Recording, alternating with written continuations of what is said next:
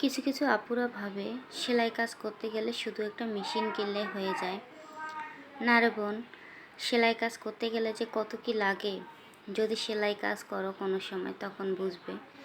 সেলাই কাজ করতে গেলে প্রথমত আপনাকে কাজ শিখতে হবে, এরপর মেশিন কিনতে হবে, মেশিনের সাথে আপনাকে কেচি, ফিতা, এরপর হচ্ছে রাবার, বক্রমই থাকে কয়েক ধরনের, এরপর কয়েক কালার চক লাগে,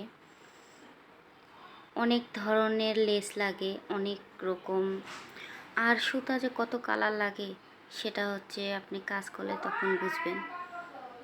তো দর্জির কাজ সহজ না, আবার আপনি একবার শিখতে পারলে এই কাজটা আপনার কাছে খুবই সহজ হয়ে যাবে।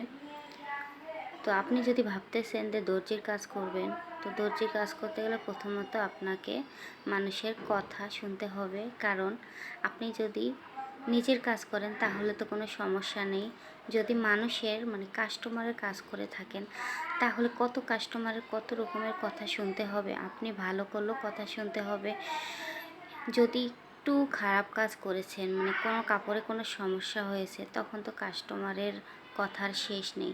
তো এগুলো সব কিছু মানিয়ে নিয়ে কাজ যদি করতে পারেন তাহলে এই দর্জির কাজে আসবেন।